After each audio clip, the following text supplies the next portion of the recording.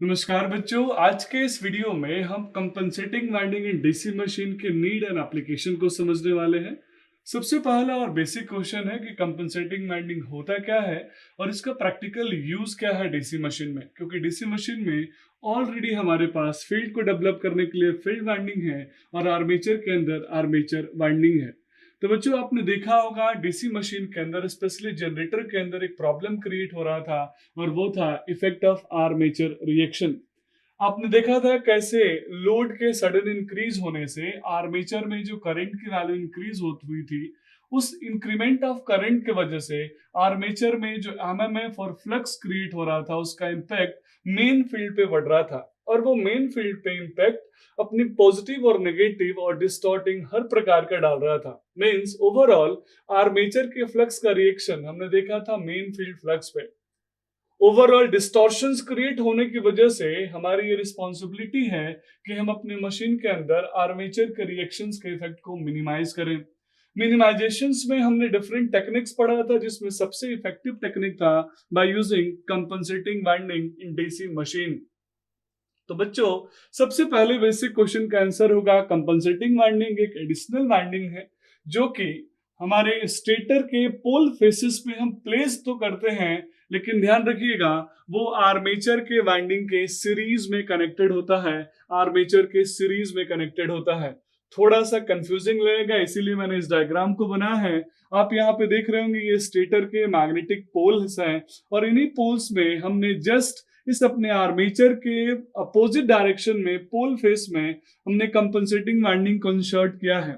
और compensating winding brushes से इस तरीके से कनेक्टेड है कि वो हमारे आर्मेचर वाइंडिंग के सीरीज में हो, आर्मेचर वाइंडिंग के सीरीज कंडीशंस में डेवलप हो। मींस आर्मेचर रिएक्शन के इफेक्ट को मिटिगेट करने के लिए, आर्मेचर रिएक्शन के डिस्टॉर्टिंग नेचर के इफेक्ट से अपनी मशीन को बचाने के लिए मैंने यहाँ पे एक एडिशनल वाइंडिंग लगाया, that is called compensating winding. बच्चों, कंपनसेटिंग वाइंडिंग एक सिंपल वाइंडिंग है जो नॉर्मली अदर हम वाइंडिंग की तरह यूज करते हैं। बस यहाँ ध्यान ये रखना है कि इसको हम पोल फेस वाइंडिंग इसलिए बोलते हैं क्योंकि इसको हम पोल फेसेस में कनेक्ट करते हैं। आप यहाँ पे देख सकते हैं कि मेरा पोल फेस है, पोल आर्क है। सिमिलरली यहाँ पे मैंने स्लॉट्स बनाए हैं, इन्हीं स्लॉट्स में हमने अपने कंपनसेटिंग वाइंडिंग को इंसर्ट किया है। अब सबसे इंपॉर्टेंट क्वेश्चन यहाँ पे बनता है कि कंपनसेटिंग वाइंडिंग कैसे उस आर्मेचर रिएक्शन के इफेक्ट को नलिफाई कर रहा है, कैसे उसके इफेक्ट को मिनिमाइज कर रहा है। तो आप इसको ऐसे समझ सकते हैं बच्चों कि जैसे ही मेरे आर्मेचर के अंदर लोड बढ़ने से, सडन करंट बढ़ने से जो आर्मेचर का फ्लक्स बनेगा, जिस अमाउंट में उस फ्लक्स का इंक्रीमेंट होगा, जिसकी वजह से मेन फील्ड फ्लक्स का डिस्टॉर्शन हो रहा है, उसी अमाउंट के फ्लक्स के इक्वल एंड अपोजिट नेचर के लिए, उतने करंट के लिए हमने जस्ट उसके अपोजिट नेचर का कंपनसेटिंग वाइंडिंग पोल आर्क में लगाया है, जो कि जस्ट उसके सामने कनेक्टेड है।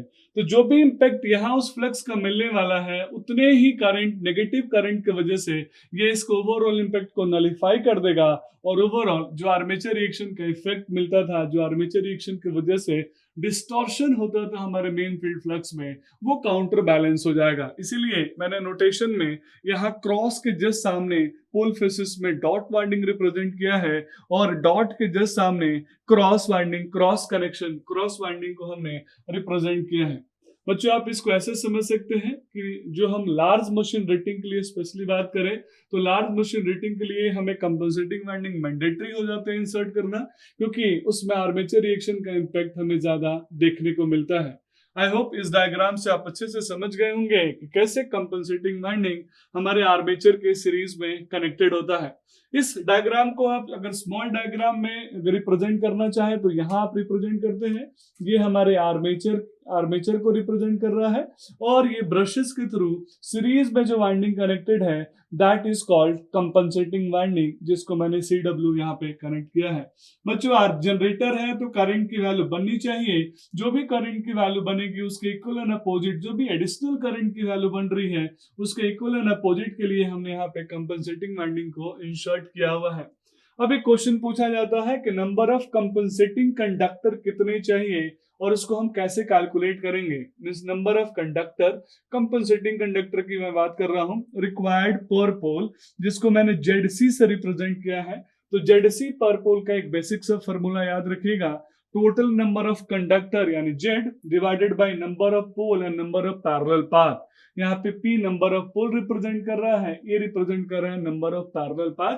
तो इस छोटे से बेसिक फार्मूला को यूज करके अगर न्यूमेरिकल आपके सामने आता है कि what will be the value of compensating conductor पर पोल, आप यहां से आसानी से कैलकुलेट कर सकते हैं। तो बच्चों इस तरीके से आप समझ गए कि कंपनसेटिंग वाइंडिंग हमारे आर्मेचर रिएक्शन को नलिफाई करने के लिए एक इंपॉर्टेंट वाइंडिंग है जो कि डीसी जनरेटर में हम कनेक्ट करते हैं। अब यह एक क्वेश्चन मैं आपसे पूछता हूं, क्या कंपनसेटिंग वाइंडिंग को ही हम इंटरपोल वाइंडिंग बोलते हैं? प्लीज आप कमेंट करके जरूर बताएं। That's all about this video. Thank you so much.